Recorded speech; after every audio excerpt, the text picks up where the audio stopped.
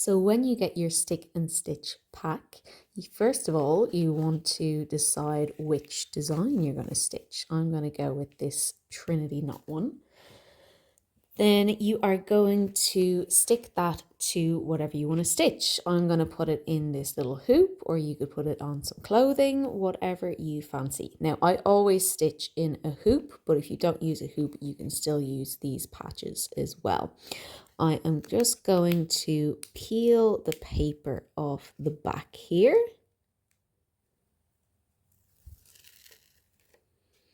And then I'm going to take this sticky part and put it down on my fabric and just rub that in, making sure it's all stuck down and making sure there's no little bumps and creases in there.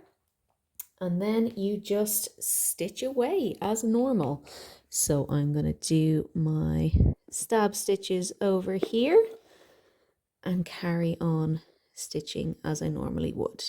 Now, sometimes your needle can start to feel a little bit sticky. You might just need to give it a little wipe just because there is adhesive there.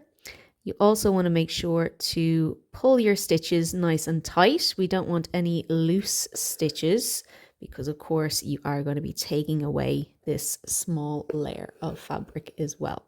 So I'm going to stitch up this design and then I'm going to show you how to wash away your little patch, your sticky patch there as well. So once your design is completely stitched, you want to wash away that sticky patch. I haven't finished this design completely just to show you how the lines do disappear. So you can see I have 2 lines stitched and 1 is not. So we're just going to run it under the tap. I have taken this out of the hoop to wash away the fabric, or the sticky part away from the fabric as well. And I'm just using my finger just to rub that patch very gently. A little bit of friction will help that to come away. Sometimes as well around the stitches, it can be handy to use your nails just to get in at all those little corners.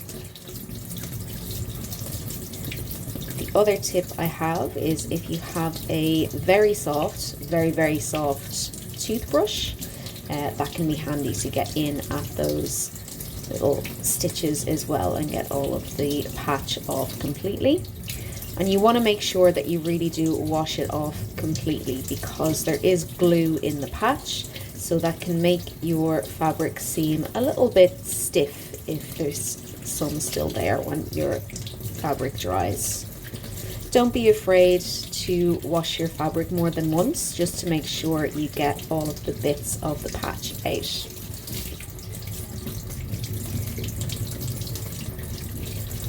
So you can see there's just the 2 lines of stitching left and there's no evidence of that other line that I didn't stitch.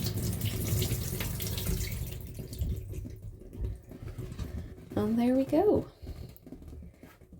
That is your stick and stitch patch. So obviously we need to let this fabric dry, and then once it's dry you can do whatever you like with your design, whether it's something you're wearing or something you're framing.